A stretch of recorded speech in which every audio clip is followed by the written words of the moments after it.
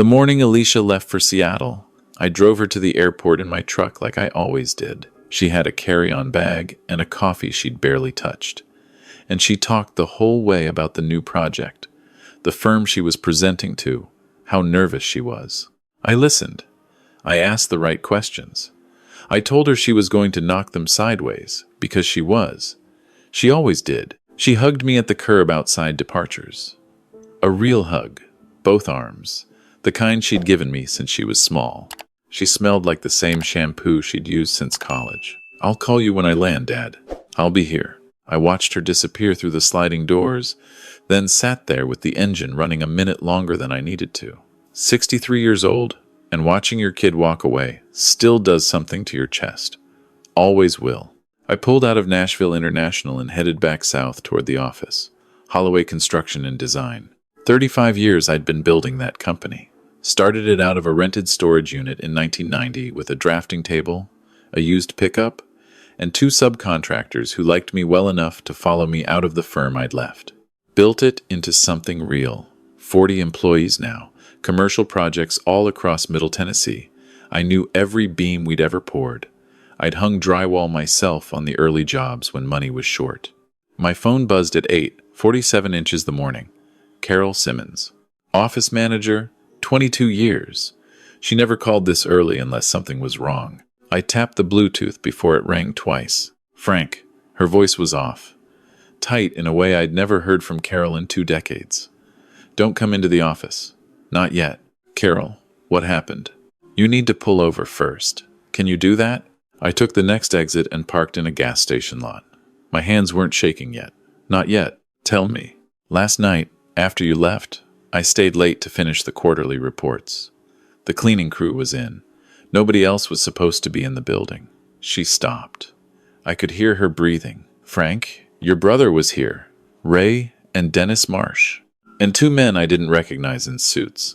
They were in the conference room for 2 hours. I didn't say anything. I didn't think much of it at the time. Ray has a key. He has every right to be there. But this morning when I got in, something felt wrong. I checked the security footage from the lobby camera and the conference room camera. Another pause. Frank, they had papers, stacks of them, and they were signing. All of them. For 2 hours, they just kept signing. The gas station sign buzzed overhead. A woman walked past with a toddler on her hip. "What kind of papers?" "I don't know. But Frank, you weren't there. You didn't know about any meeting. And your brother was smiling the whole time, like it was a celebration." I sat there for a moment. 35 years I'd built that company. My brother Ray had joined Holloway 10 years ago when his own contracting business went under. I'd brought him in as VP of Operations. Family. I'd trusted him completely. Never thought twice about it. "Did you save the footage?" I copied it to a USB drive before I came in this morning. "And Frank," she lowered her voice even further, "that's not all. There's something else I need to tell you in person, not over the phone." "Where are you right now?" "My car, in the parking lot. I didn't go inside, didn't want them to see me." "They're already there?" "Ray's car has been in the lot since 7. Dennis got there at 7:30. I looked at the gas station window. A teenager behind the counter stared at his phone. The toddler outside was crying now. Something about a dropped toy. "Stay in your car," I said. "Don't go in. I'll call you back in 10 minutes. I sat there and thought about the last 6 months. The small things I'd explained away, the meetings I hadn't been invited to, the way Dennis had started CCing Ray on financial emails without copying me. The morning 3 weeks ago I'd walked into a conversation between them and they'd both gone quiet, and Ray had clapped me on the shoulder and said, "Just boring quarterly stuff, Frank. Nothing you need to worry about." I'd laughed it off. I was 63. I'd been talking about slowing down, handing off more day-to-day responsibility. I'd thought they were trying to give me breathing room. I looked down at my hands on the steering wheel. What if that's exactly what they'd been counting on? I called Carol back. I told her to drive to the Cracker Barrel on Murfreesboro Pike, the one we'd eaten at together a dozen times over the years. I told her to order coffee and wait for me. She was in a corner booth when I arrived.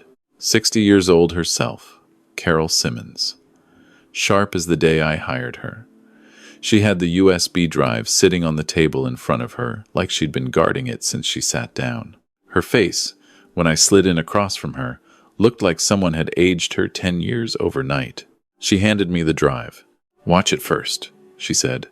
"Then I'll tell you the rest." I pulled out my laptop. The diner was mostly empty at this hour. I plugged in the drive and opened the conference room footage from 9:14 to 11:02 the previous evening. There was Ray. My brother, 55 years old, hair going silver at the temples, wearing the sport coat he saved for client meetings. He was laughing at something one of the suited men said. Dennis Marsh sat to his right, our CFO, the man I'd hired 8 years ago because my accountant at the time said he was the best financial mind in the county. The two men in suits I didn't recognize, but they each had briefcases open on the conference table, and those briefcases were full of documents. And for the next hour and 48 minutes, they passed pages around and signed them. I watched Ray pick up a pen and sign his name on 6 separate documents. I watched him hand the pen to Dennis.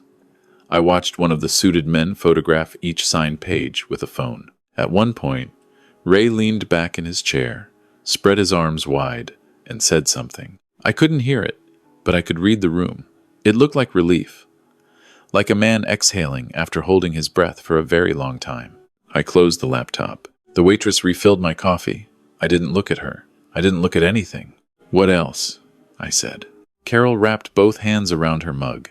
"You remember about 8 months ago when you had that stretch of bad headaches, the ones that laid you up for almost 2 weeks? I remembered. I'd thought it was stress. The doctor said tension headaches, maybe blood pressure related. I'd taken the medication, rested, gone back to work. During that time," Carol said carefully, "Ray came to me and asked me some questions. He said he was worried about you. He said you'd been making some concerning decisions, forgetting things, repeating yourself. He said he'd noticed some changes in your behavior and he wanted to know if I'd seen anything similar." I stared at her. I told him no. I told him you were fine, just under pressure. He nodded and said he hoped I was right. She set down her mug. 2 weeks later, Dennis came to me separately, said almost exactly the same things. Almost word for word. "They were building a file," I said. "I think so. And Frank, last month. You know how Alicia came home for that long weekend? My daughter, 29 years old, my youngest, an architect herself, smart, driven, looked like her mother. She'd stayed 4 days, which was longer than usual. She asked me some questions, too. About you, about whether I thought you'd been yourself lately." Carol's voice dropped. "I told her the same thing I told Ray, that I thought you were fine. But she seemed, I don't know, she seemed like she already believed something different. I thought about that weekend with Alicia. She'd been quieter than usual, more watchful. She'd asked me once about a contract decision I'd made the previous quarter, wanting to know why I'd gone a certain direction. And when I explained my reasoning, she'd nodded in a way that felt less like understanding and more like assessment. I'd thought she was just being thorough, interested in the business. There's something else," Carol said. "This morning, before I left for my car, I went to my computer and pulled up the email I used to archive communications. I started it years ago, backing up important messages. You know how I am about records. I found something from 2 months ago. Ray sent an email to Dennis. He accidentally copied me. I think he meant to send it only to Dennis, but he included the office manager distribution list by mistake, which includes my address." She reached into her bag and set a folded printed page on the table. I printed it. I unfolded it. From Raymond Holloway to Dennis Marsh, Office Manager Distribution. Subject: Timeline. Dennis board eval is scheduled for the 14th. Alicia has confirmed she'll provide the written statement. Legal says the cognitive assessment paperwork needs to be submitted no later than the 10th. Once that's filed, we move on the ownership transfer. I spoke to the attorney again about the power of attorney language. He says it's airtight. F won't see it coming, and by the time he does, the signatures are already on file. Make sure the conference room is clear Thursday night. I read it 3 times. F, they meant me. Frank, the cognitive assessment paperwork. Power of attorney. They weren't just stealing the company. They were having me declared incompetent, and Alicia had confirmed she'd provide a written statement. I refolded the paper. I put it in my jacket pocket. I sat there and looked at the Cracker Barrel parking lot outside the window and let it settle over me. 35 years, everything I'd built, and my brother, the man I'd saved from financial ruin a decade ago, had spent the last 8 months manufacturing a case that I was losing my mind. Carol was watching me. "How long have you known?" I asked. "Only since this morning. When I found the email and then checked the footage, it all clicked at once." Her eyes were wet. "Frank, I've worked for you 22 years. You are the sharpest, steadiest man I've ever worked for. There is nothing wrong with your mind. I know that. What are you going to do?" I thought about it. Going straight to a lawyer was the right instinct. But if Ray and Dennis had been this thorough, this methodical, they'd anticipated that. They'd have answers ready. They'd have a narrative ready. Unstable, erratic Frank Holloway, the aging founder who'd been slipping for months and was now lashing out in denial. They'd been building that story long before last night. I needed more. More than one email and security footage they'd argue was out of context. I needed to see what else they had. And I needed to know exactly what they'd told my daughter. I looked at Carol. "I need you to do something for me. And I need to know if you're willing to take some risk." She didn't hesitate. "Whatever you need. Don't go back into the office today. Call in sick. But before you do, I need you to copy everything you can from the shared drive. Financial records, correspondence, contracts, anything from the last 12 months. Use the remote access from home. You have login credentials." She nodded. She knew every password in the building, 22 years. "And, Carol, don't tell anyone we talked. Not yet." She reached across the table and put her hand over mine for just a moment. "Be careful, Frank. Dennis has connections with people I don't trust. I've seen men come through that office in the last year who didn't look like clients." I thought about that the whole drive to my workshop. I had a property out on Old Hickory Lake, 30 minutes east of Nashville. 10 acres, a dock, and a workshop I'd built myself when Alicia was in high school. My wife had loved that place. After she passed, 6 years ago, I'd kept it up. Stayed there sometimes when the house felt too big. It was the one property in my name alone that had nothing to do with the company. Ray had been there twice in 10 years, and both times he'd been bored within an hour. He wouldn't look for me there. I drove there now, parked behind the workshop so the truck wasn't visible from the road, and sat down at the old workbench with my laptop and Carol's USB drive and a cup of instant coffee that tasted like guilt. I went through the footage again, slower this time. Paused on the documents whenever a page faced the camera long enough to read. Most were too far away or at the wrong angle. But on one page, held up briefly by one of the suited men for the other to review, I caught 3 words in large print at the top. Transfer of ownership. I closed my eyes, breathed, opened them. Then I called Pete Garland. Pete and I had known each other since the early days. He'd wired half my first commercial project in 1994, a strip mall in Brentwood, because neither of us could afford to bring in a specialty contractor. He'd gone into IT consulting while I went into construction, but we'd stayed close. He was 58, bearded, skeptical of everything and everyone, and exactly the kind of man I needed right now. He answered on the second ring. I told him as much as I could in 10 minutes. He didn't interrupt. When I finished, he was quiet for a few seconds. "You think your brother moved on the ownership transfer last night?" "I think he completed it, yes. And the plan was to file the cognitive impairment documentation to block any challenge from you." That's what the email says. Another pause. "Frank, if that ownership transfer has already been filed with the state and the corporate documents have been updated, you've got maybe a window of 2 or 3 days before it's legally bulletproof. After that, you're fighting uphill in court for years." "I know. What do you need from me?" "Cameras," I said. "Small ones. Wireless. I need eyes on my own conference room and Ray's office without either of them knowing. I can get those. Overnight delivery to anywhere you want. Send them to my workshop." "Done. What else?" "I need access to Dennis's email. Not just what Carol has. His personal communications. not just what he sends through the company server. Silence. Longer this time. Pete. I know. That's not strictly legal, Frank. Neither is forging a cognitive impairment case to steal a man's company. Fair point. I heard him typing already. Give me 24 hours. I'll see what I can find. That night I stayed at the workshop. I had a cot I kept there, and a space heater that sounded like a small animal when it ran. I didn't sleep much. I lay there listening to the lake and thinking about the last 10 years with Ray.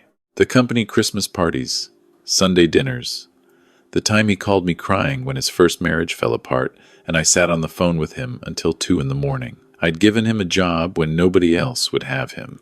I'd handed him a VP title and a salary and a seat at every table that mattered. I thought about my daughter. She'd provided a written statement. Those were the words in the email. I didn't let myself be angry at her yet. I didn't know what she'd been told or how long they'd been working on her. I knew my daughter. She was loyal to the people she loved, which meant if she believed I was in trouble, genuinely believed it, she'd have done anything to protect me, including signing whatever Ray put in front of her. That was the cruelest part. The people who loved you most were the easiest to weaponize, because their fear for you could be turned against you without them ever realizing it. The cameras arrived the next afternoon. Pete had overnighted a set of 6 mini wireless units, motion-activated, cloud-connected. I drove to the office at 3 in the morning, 2 days after Carol's call. Ray didn't arrive until 7. Dennis, until 7:30. I had 4 hours. I knew the building like I knew my own hands. I designed it. I knew where every camera had a gap, where every sensor had a delay. I let myself in through the maintenance entrance on the east side, the one that didn't show up on the lobby system because I'd never gotten around to fully integrating it. 45 minutes, 4 cameras, Ray's office, the conference room, Dennis's office, the main reception area where Carol's desk sat. I tested each one on my phone from the parking lot before I drove away. Green lights across the board. Back at the workshop, I sat down with my laptop and my coffee and I watched. By 9 that morning, I had the first footage. Ray on his cell phone, pacing behind his desk. "It's done," he was saying. "The filing went through. Legal confirmed it last night. The ownership transfer is on record." A pause. "No, he doesn't know yet. He'll figure it out eventually when the bank notifications start coming, but by then it won't matter." Another pause, and then a laugh. A laugh I recognized. I'd heard it at Little League games when we were kids. The assessment paperwork goes to the board on Friday. Alicia already submitted her statement. Once the board sees that, anything Frank says will be filed under the category of a confused old man making noise. He sat down, leaned back in his chair. "It's over, Dennis. It's finally over." I saved the file and kept watching. At 11 that morning, Alicia called Ray. I watched my brother answer his cell on speaker while sorting through papers. "Uncle Ray." Her voice came through small and tinny from the phone's speaker. "I've been thinking about the statement I sent over. It was perfect, sweetheart. Exactly what we needed." A pause. "I just want to make sure this is the right thing. I keep going back and forth. Dad seemed fine when I saw him." "Alicia." Ray's voice shifted into something soft, practiced. "You know I love your father. He's my brother. But you've seen the same things I've seen. The confusion, the repeated conversations, the decisions that don't make sense. I'm not trying to hurt him. I'm trying to protect him. And protect the company he built so that it's still there when he comes back to himself." Another pause, longer this time. "What happens to him in the meantime?" "He steps back from daily operations. We take over management. The company keeps running. He keeps his shares. He keeps his name on the building. We handle things for him. It's compassionate, Alicia. That's all this is." "He keeps his shares?" "Of course. He's still the founder." Silence. Then, quietly, "Okay, if you think this is right, I know it is. Now stop worrying. Go enjoy Seattle. I'll call you after Friday." He hung up and leaned back in his chair with a look of deep, settled satisfaction. My daughter didn't know about the ownership transfer. She didn't know about the documents signed 3 nights ago in that conference room. She thought this was a compassionate intervention for a father who was slipping. She'd been told a story. carefully, piece by piece over months, and she'd believed it because it came from her uncle and her father's CFO, and because she loved me, and fear for someone you love looks exactly like concern. Ray had kept the worst of it hidden from her. That made him smarter than I'd given him credit for. And it made what I felt watching that footage a great deal more complicated. Pete called that afternoon. He'd been in Dennis's email for 18 hours. "Frank, I need you to sit down for this." "I'm already sitting." Dennis didn't just start this with Ray. He's the one who approached Ray about 3 years ago, based on what I'm reading. He identified that you were starting to think about retirement and succession, and he came to Ray with a proposition.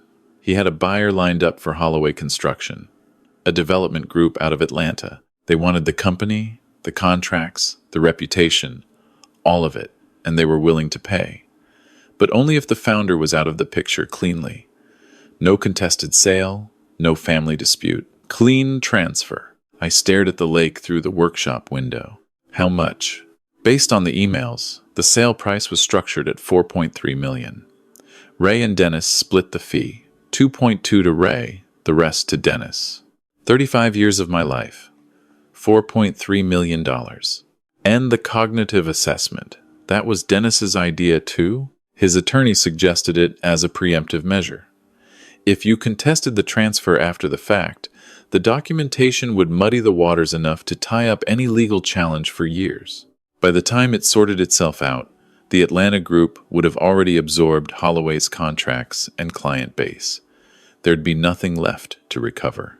I thought about the headaches 8 months ago, the doctor who'd said tension and stress, the medication I'd taken.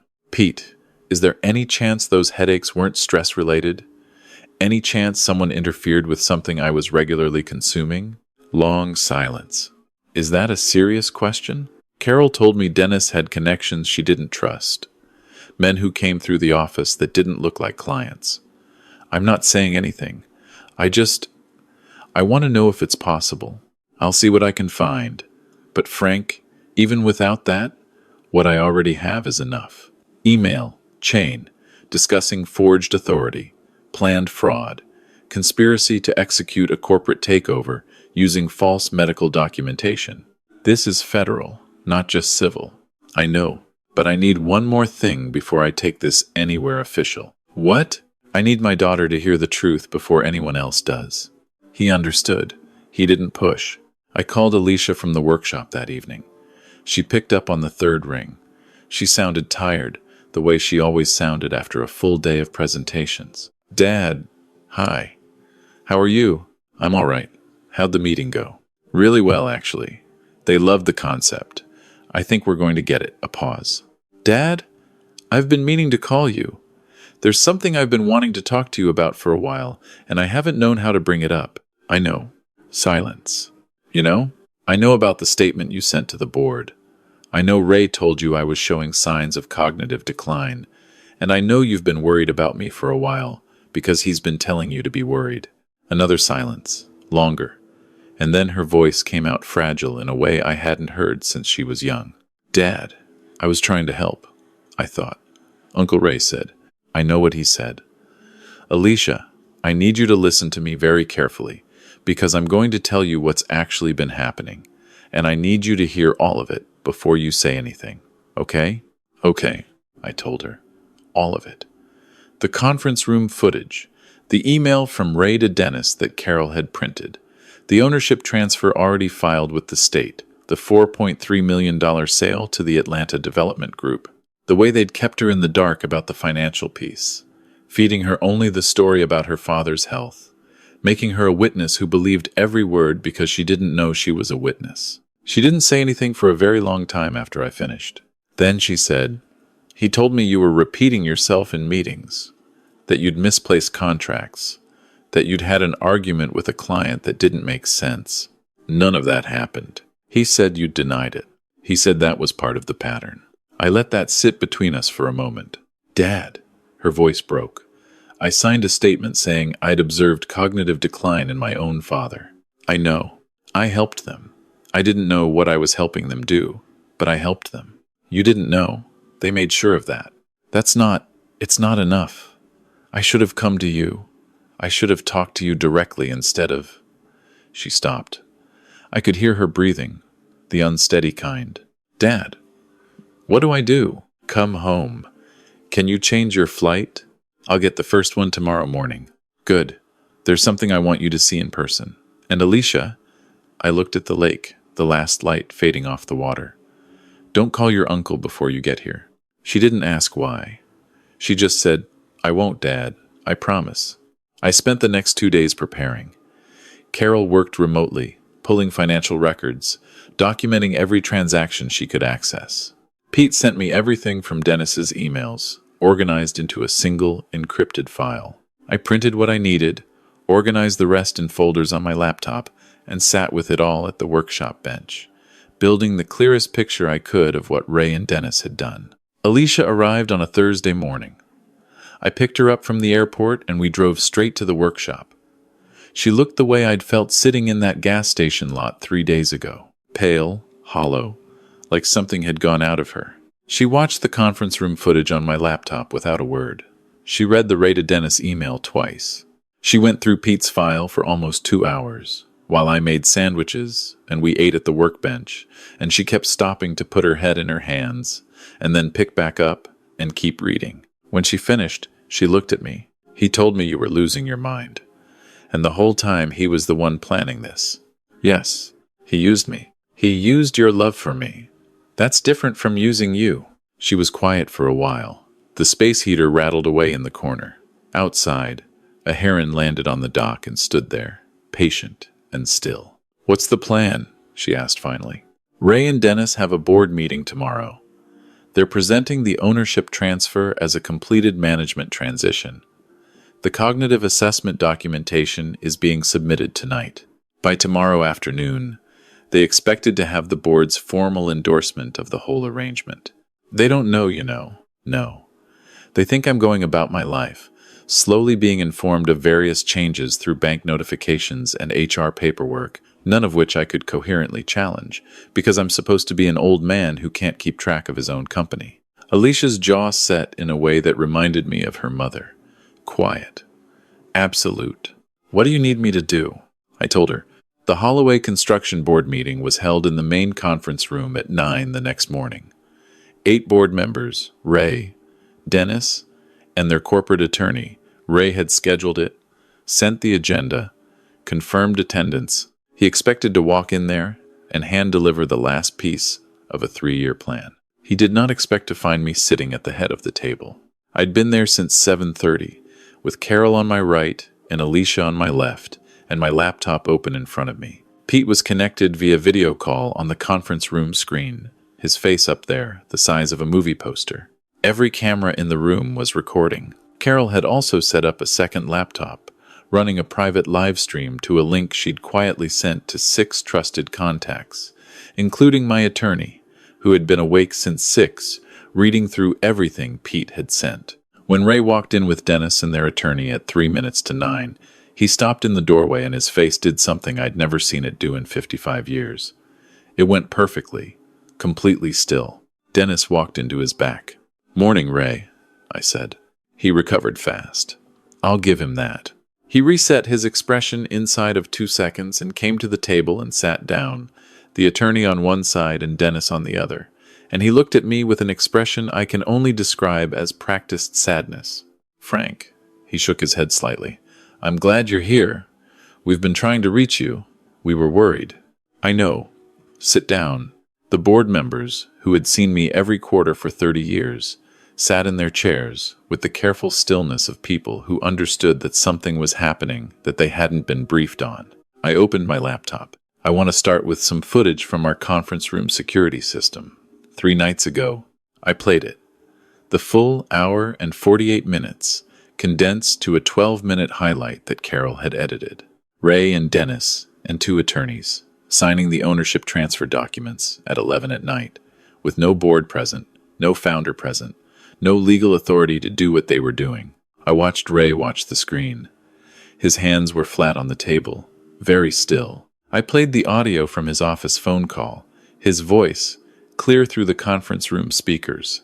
"It's done. The filing went through. Anything Frank says will be filed under the category of a confused old man making noise." Dennis reached for his phone under the table. Pete, who had been watching the live stream feed, was already on it. 3 minutes later, Dennis's phone was dead. Pete had done something technical that I hadn't fully understood when he explained it, but had trusted him to handle. I pulled up the email. I read the relevant portion aloud. The board members, most of whom had known me since the early years, sat listening with expressions that had moved well past careful stillness into something harder. Then I laid out Pete's findings. The communication with the Atlanta Development Group, the $4.3 million sale price, the coordinated approach to Ray 3 years ago, Dennis's legal strategy for the cognitive impairment documentation. Ray's attorney started to speak twice. Both times I held up a hand and kept going. When I finished, the room was quiet in the way that rooms get quiet when something irreversible has happened. Alicia spoke from my left. She didn't look at her uncle. She looked at the board. I provided a written statement to the board, she said, describing what I believe to be signs of cognitive decline in my father. I want to put on the record that I submitted that statement based on information I was given by my uncle and Dennis Marsh over a period of approximately 8 months. Information I now know to be false. My father has not exhibited any of the behaviors I described. Those behaviors were fabricated and presented to me systematically by 2 men who needed my statement as a legal buffer for what they were planning to do. She set a signed, dated, written retraction on the table and slid it to the board chair. I'd like to retract every word of the previous statement and submit this in its place. Ray's attorney whispered something urgently to his client. Ray didn't respond. He was looking at his niece with an expression that I spent a long time afterward trying to understand. Not guilt, exactly. Not regret. Something more like the look of a man who has made a calculation and is only now seeing that one of the numbers was wrong. He'd counted on Alicia staying in Seattle. He'd counted on her not coming home until the board meeting was over and the transition complete. He'd kept her in the dark about the financial piece because he knew if she found out he'd lose her. But keeping her in the dark meant she hadn't been fully committed the way a person is when they know everything. And the moment I reached her, she'd come home. That was his mistake. He'd underestimated how much she loved her father. The board chair, a man named Douglas, who'd known me since 1997, looked from the screen to the table to me. Frank, what are you asking the board to do? I'm asking you to review what you've seen and heard and vote on whether to ratify or reject the ownership transfer filed 3 days ago. I'm also asking you to review the employment status of everyone involved in this arrangement and make whatever decisions you think are appropriate. I stood up. I'm going to step out and let you deliberate. But first, I looked at my brother. 35 years I'd thought I knew him. 25 years older than that, I'd watched him grow up in the same house. He'd stood at my wedding. He'd been in the waiting room when Alicia was born. He'd sat at the same table every Thanksgiving for as long as I could remember. Ray, I said, you could have come to me. If you needed money, if you were in some kind of trouble, if you wanted out, you could have come to me. I would have found a way to help you. I always did.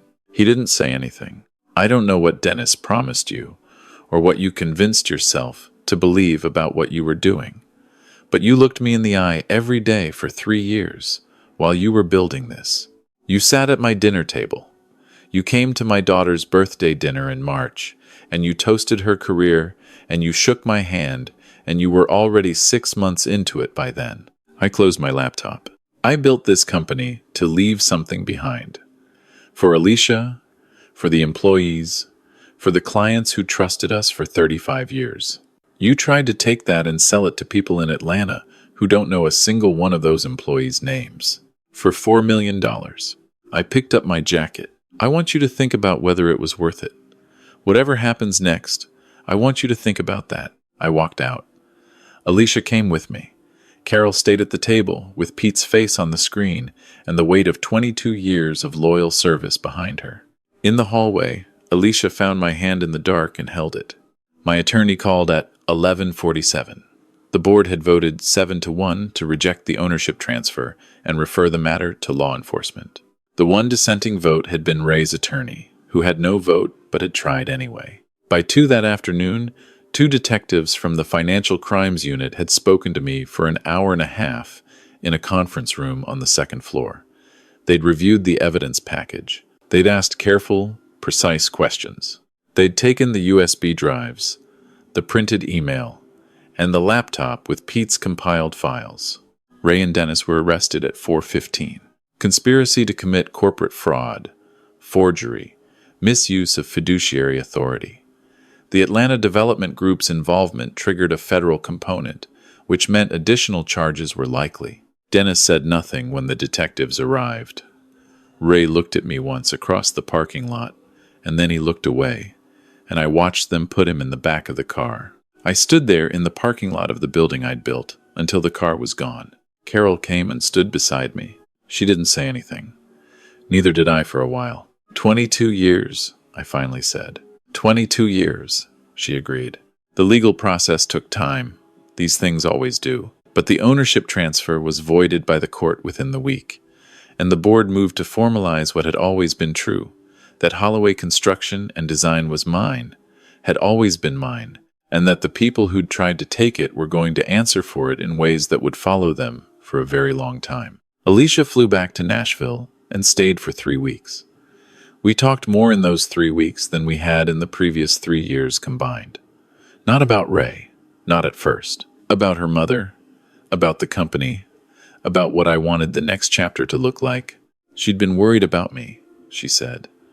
Not in the way Ray had described, not confused and declining worried. Just the ordinary worry a daughter carries for a father getting older, a father living alone in a house that had once been full. She'd let that worry make her susceptible to a story that fit it too well.